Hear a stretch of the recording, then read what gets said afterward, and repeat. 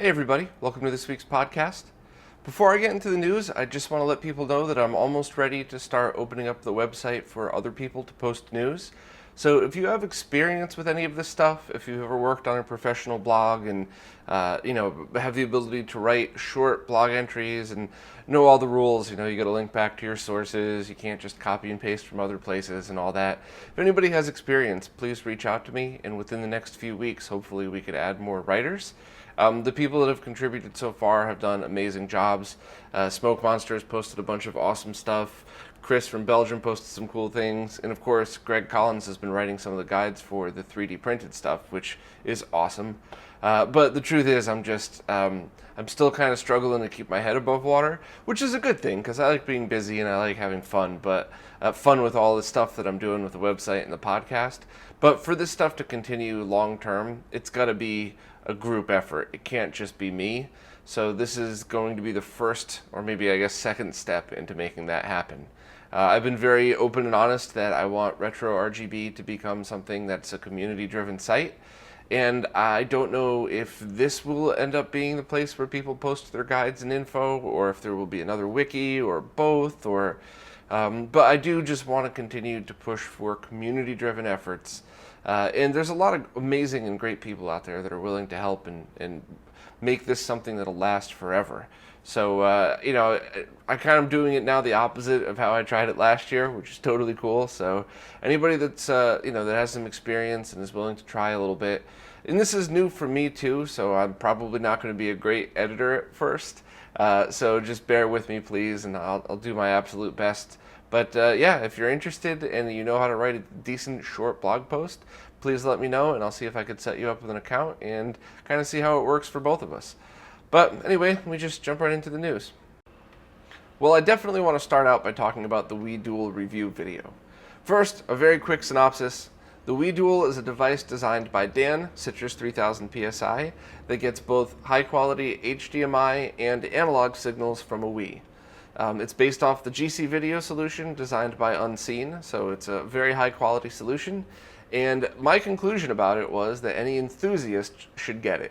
So if the Wii is your favorite console, or if you got crazy OCD like many of us do and you need the best out of your consoles, definitely get it. But for casual Wii users, it might not be something that you need.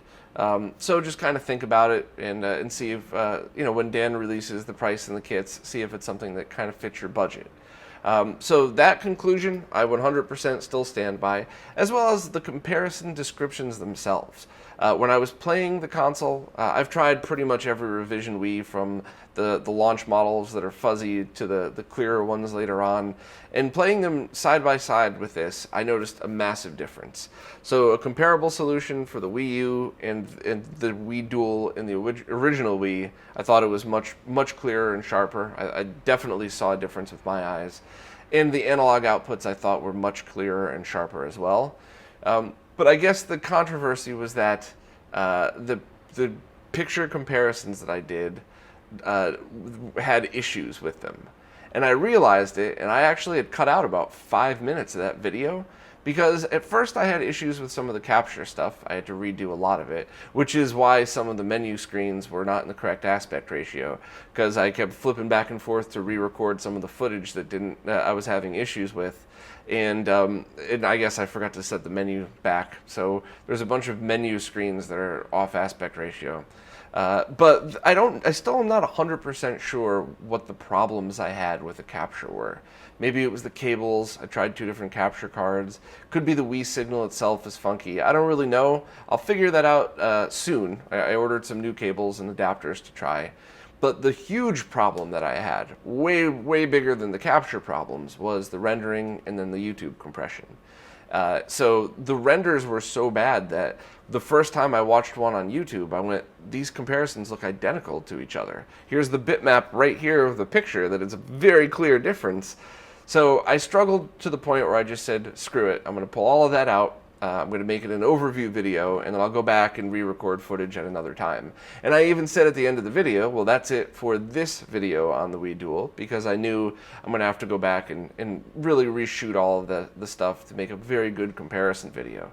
And let's be honest, at a half hour, that didn't need another 10 minutes worth of comparison footage anyway. So I thought I was okay with it, but some people were absolutely losing their minds about that comparison footage. And to be honest, a lot of it was uncalled for. And I completely lost my shit on one of the people, and I felt really bad about that. And not only was I rude, but then that person took the time to walk me through what was wrong with the sections of the video. I don't want to name names because I don't want to call anybody out, but I want to apologize again for that. Sorry. And I think I figured out what happened. I think I figured out what I'm going to do next time. But the one mistake that I do genuinely feel bad about is not being a little bit more blunt about, this is an overview. This is reflecting what I'm seeing on my TV. And I'll follow up with better footage.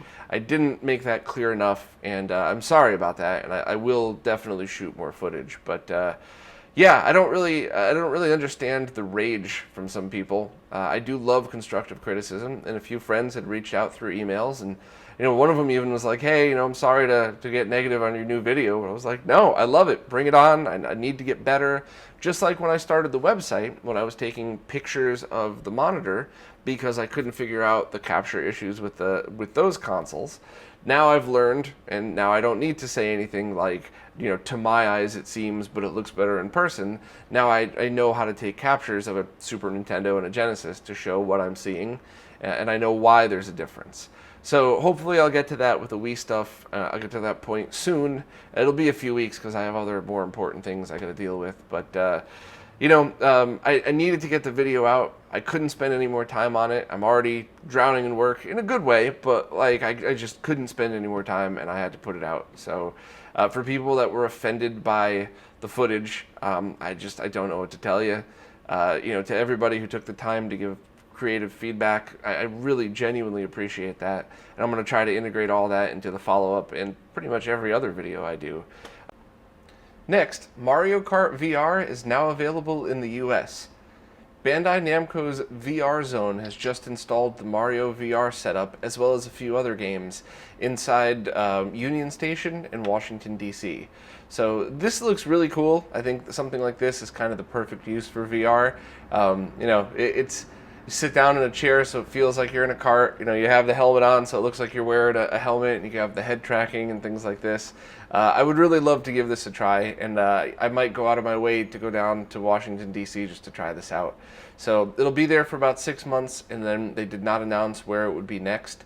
So I would just check out the links if you're interested in it, and hopefully stuff like this will start to be available, be a lot more available, because I think VR hasn't even come remotely close to its potential, and I think a lot of it is just the physical experience. So stuff like where you could sit in something that feels like a go-kart would take care of a lot of that. Just my opinions though, and I'm really looking forward to trying it out at some point.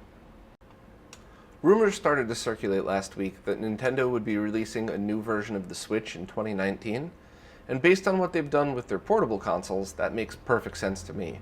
Maybe we'll get a slightly bigger one, a slightly smaller one, or one or two publications speculated on an OLED screen, which, while that would be nice, probably not. Might just have a screen upgrade. It might just simply be a case of the newer, better screens might even be more cost efficient, so maybe they'll just call it a new model because of that. But there's no solid info on this. It's a lot of speculation. But for me personally, my hope, which I think has almost zero chance of coming true, but my hope is that a newer version would render in 4K. Based on Nintendo's past few consoles, it's pretty obvious that they really don't give a shit about video output, and they think this is good enough. There are so many things that when you're using a 4K panel, you don't have to worry about the panel doing the scaling. You might save some lag time on that.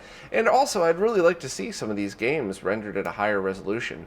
I really enjoyed Breath of the Wild, and I just thought, this is great, but I wonder how much cooler it could have been, if it was on a more powerful console. So no, I know that is not the common opinion whatsoever. I think most people think it looks just fine on its own, but those are my hopes. But I think a much more likely scenario is just an upgraded screen. They'll call it a different model, and it's probably cost effective for Nintendo anyway to do that. So that's my bet at the moment, but let's hope for better and cooler things. Saint from RetroHQ has just posted a video showing all of the updates and the progress of the Jaguar SD project. A lot of the stuff I'd already been talking about based on his Twitter feed and posts in the thread, but he summed it up quite nicely in a video. So any fans of the project might want to give that a watch, and anybody who just wants to get kept in the loop, I'll still continue to give all of the basic and quick updates here. Nintendo just filed a patent with the U.S. Patent and Trademark Office for what looks like a Game Boy cell phone case.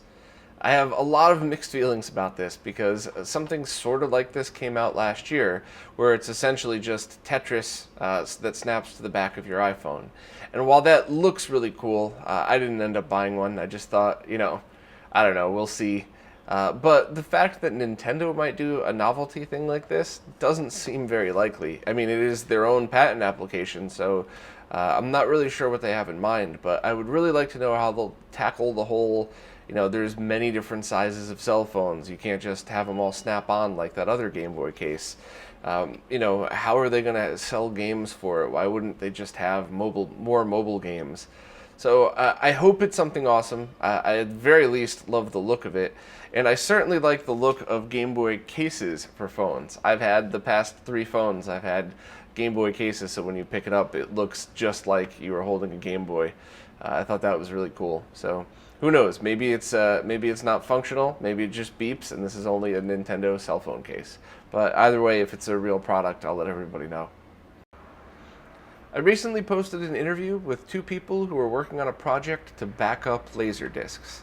I think this is incredibly important for preservation and for a million other reasons, but Simon is working on the hardware, the Doomsday Duplicator project, which I've talked about here before. It taps the signal from certain Laserdisc players to get a pit-for-pit backup. And then Chad is working on the LD Decode software that could decode that raw data and spit it out as audio and video footage, as well as a lot of the other data that's stored on the disc for things like the Dragon's Lair games, or for some of the Laserdiscs that were used for archival purposes as well.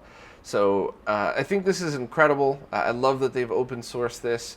They were both very cool and very nice to talk to, so that's always a plus.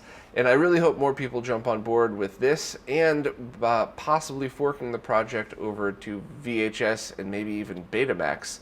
I'm not even sure where I would start with Beta, or if there's anything on there other than personal footage worth saving, but who knows? I'm sure probably Cousin Scott's going to text me when he hears this and go, what are you talking about? There's 10 things on Beta that are amazing. We need to get it. So just the fact that now there's even a remote option to do these things is amazing.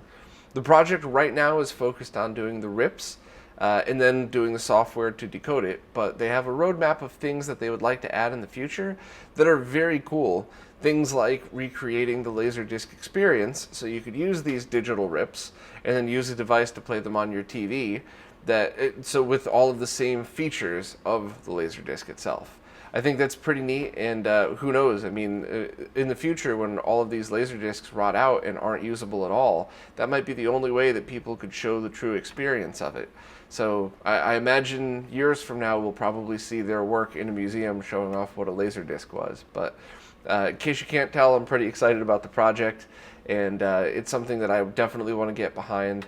And hopefully I'll hear back from the person making some of the hardware devices so we can have some to purchase. Or if anybody listening knows or wants to take the reins on this and start maybe an interest check list and then see how many we can get made for everybody that wants to purchase one instead of having to hand make it. But it's very cool stuff. If you're even remotely interested in preservation or Laserdiscs or just listening to 2 awesome nerdy people talk about their work, I highly recommend listening to this one. Super G just posted a status update on the Gscartsw Switch Lite project. He said the first small batch of switches have arrived, and he confirmed that the sync on green to RGBS conversion is working properly, even in high-def resolutions. He needs to configure the dip switch settings and then work out a couple more bugs, but he should be able to have these ready to go relatively soon. I would probably guess within a few weeks. The first batch is very small. I think it really just takes a few of the first orders and people that need to do beta testing. And then the second batch will be placed as soon as he confirms that the firmware is perfect. And that batch will take care of everybody that has pre-ordered. And then the next batch after that will hopefully be current stock so that there will be no more pre-orders of the Switch. But I'm pretty excited for it. I've been obviously following the Gscartsw Switch since the beginning, and I'm looking forward to these new features. I really want to test the sync regeneration and see even if it helps with certain compatibility issues. But as soon as I get one in my hands, I'll update everybody and let you know. I just saw a pretty cool video that explains how the main character of the Wonder Boy games was changed to the character Monica for the Brazil releases. The video shows different picture examples and walks through the whole story, so I don't want to spoil it. The video does a great job showing it. I'll just leave the link down below. 8BitGasm has just announced a new product that's both a sync stripper with dsub out and a scanline generator. They offer both of these products separately at the moment, but this is a combined device. And while I thought this was pretty cool, the two scenarios that I could really imagine this being used with are if you're lucky enough to have one of those plasma TVs that accepts an RGB signal right over the VGA port. They're not very common, but they look great, and I think having that and some scan lines would probably make a pretty good experience. I think NEC made them, and Panasonic probably made them at some point too, mostly for digital signage, but the pictures I've seen online and the one I saw in person looked very cool, so maybe that would be a good solution for it. And another thing that came to mind for me is people that want to build small tabletop arcades with those 17-inch LCD monitors that accept RGB over the VGA port. I think that would be really cool too, to pick up one of those, which I think you could still find relatively cheap, and build a really nice case around it and then run scan lines through it, so you could still essentially have something like a true 15 kilohertz RGB signal with scan lines going through. I think that'd be pretty neat. But I'd like to hear what you guys think this could be used for, because this is kind of a neat niche product. So post in the comments below and any ideas or thoughts you might have for this, because people usually come up with some pretty awesome ideas when there's devices that are out there that could even do stuff like this. So let me know what you think, and maybe there's even cooler ideas for it. Kevin Mellott has been working on a project to create 3D printed ends for a Virtual Boy controller extension cable. I think a project like this would probably be good for things like consoleized Virtual Boys where you need the controller farther away, or maybe even something like a SNES adapter so you could use a SNES controller on a Virtual Boy without cannibalizing any Virtual Boy parts. So anytime you could recreate something like this in a 3D print without having to either make your own molds for it or cannibalize parts from other consoles, I think is pretty awesome. I could also think of a few creative and cool ways that you could use this that might be helpful for upcoming projects, but I'll talk about those at a different time. Just it's a very exciting time for Virtual Boy enthusiasts, so you could play all 3 games that are worth playing. Someone just released an MSU audio hack of the Beavis and Butthead game for Super Nintendo. They replaced the game audio with some of the favorite music that Beavis and Butthead used to like to listen to in the show. And I didn't have a chance to play it. I did watch the video that they'd posted, and I can't tell if I absolutely love this or if hearing the same songs change after you leave and enter a room might get on my nerves. But either way, it's awesome and hilarious, and I'm glad they did this. Hopefully I'll have enough time to get around to playing this one soon. And I actually have never played the Beavis and Butthead games at all. I don't know if they were any good or not, but post down below and let me know. Are they worth playing? Is it a fun game? Is it silly? Is it one of those things that it kind of sucks, but it's fun to kill 10 minutes playing? But I'd like to hear everybody's thoughts. Let me know down below. There's been an update to the SMS test suite that allows it to work on a Game Gear and report back basic hardware info. I was able to just download the file, change it to a .gg extension, and load it on my EverDrive, and it fired right up and worked. So I think it's very cool that there's more progress being made for this, and it's already come in handy a lot with some of the video testing that I've been doing. So, thanks to Sfirx for keeping up the good work, and thanks to Artemio for starting the project to begin with his original 240p test suite. Professor Abrasive posted an update to the Satiator project. He said that the boards had arrived and he was ready to assemble a few betas, but he realized that the connector edges were not beveled. So anybody that watches the Retro Roundtable knows that if you don't have beveled edges on your cartridges, you could actually damage the cartridge connector. So he's denied this shipment and asked them to fix it and send a new shipment over. So that'll probably put the project just a few weeks behind, nothing too crazy. And then he'll assemble up some betas and go from there. There was a lot more in the update, so if you're a Patreon subscriber to Professor Abrasive, check out the link and read through the whole thing. And this is definitely a project I'm excited about because you get to have faster loading, easy SD booting from Saturn games, and obviously I'm a huge fan of all optical drive emulators, and I can't wait to try this thing out. Pre-orders for the PSIO, or PSIO, however you say it, are now open to everybody. Up until now, you had to get on a list, and then they would email you a code, and then you would use that code to pre-order, and then wait over a year to get your PSIO. So hopefully it's a little less convoluted than that now, although it's not looking that way, because even in the email that I received letting people know that orders were opened, they basically told people to not email us because we won't reply to emails of when will your cartridge be shipped. So the last time I had used one of these, it worked pretty well. There were some bugs. I know there were lots of firmware updates from then till now. And I did just get another one, as well as another PlayStation 1. And you need the parallel I/O port in the back in order for these devices to work. And if you need to purchase a PlayStation, I would recommend getting the ones with the ports in the back that are model number SCPH1001 for the US ones, because these are the ones that are known to have really good analog audio quality. So for me personally, I would have rather used like a PS2 with the optical audio out if I was going for audio quality, but use whatever you can get, I guess. But I have links in the page to those SCPH1001 PS1s if anybody needs them. And I'm kind of going to do a video about this as soon as I can. I think a basic overview of PS1 stuff would probably be helpful for hardware enthusiasts, especially ones buying a PSIO.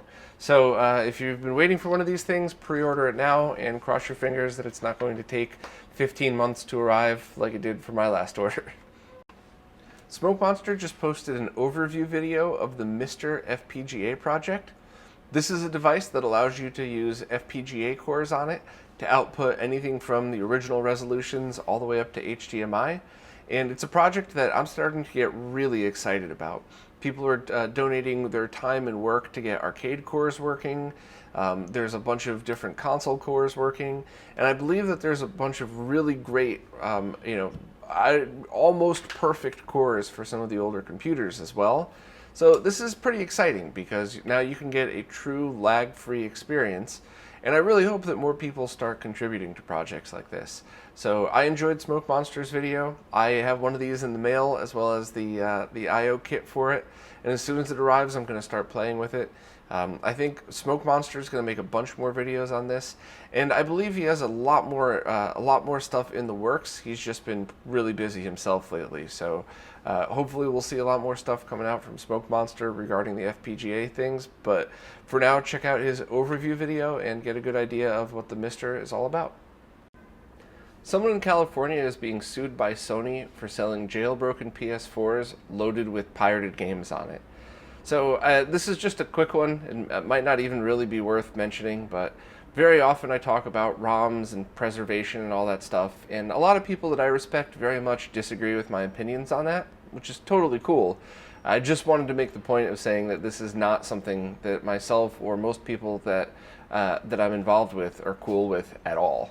I've gotten to know owners of a bunch of smaller game stores that work their butts off and do great things for the community, and I would never condone somebody just taking that away from them, especially because the person who ran the store was advertising things like stop buying games when you can get them for free, and it's just not cool to do stuff like this. So if you want to comment about it down below, I mean, you could comment about whatever you'd like, of course, but if you want to comment about it, you know, keep it in the context of this, I guess, because, you know, maybe I'm missing something, but it just seemed like this person was kind of awful, and I'm sad to see. I'm sad to see the word jailbroken PS4s immediately now be linked to stuff like this, where people use it for thievery. Because I know for sure, especially when like the iPhone was first jailbroken and there was the big, oh, is that legal or not? Nothing that I did for the first year I owned a jailbroken iPhone would be counted as illegal. It was different themes and menus and changing colors, and so, you know, I know this is a stupid example, but it is very evident to me that just because something's jailbroken doesn't mean that you necessarily mean you're going to pirate on it. And I hope this doesn't kind of kill the whole jailbroken PS4 scene, because I do think it's cool and important, and sometimes it's the only way to preserve some of the experiences later on, after the console ends of life and, you know, the online service is shut down. But, alright, rant over. Sorry. Developer and speedrunner Furious has just created his own version of the SD2SNES firmware that allows for save states on all games that don't have special chips in them. So this is pretty awesome and would be tremendously helpful to speedrunners who want to train for certain parts of games. I haven't had a chance to try it out myself yet, but you know, anytime you get more features for a product you already own is always exciting. So thanks to Furious for sharing it with us, and I'll keep everybody updated as to the progress of everything else that's been going on in the SD2SNES world. Well, that just about sums it up for this week. As always, thanks so much to my Patreon subscribers, because without you, these videos couldn't happen, and I'll see you guys next week.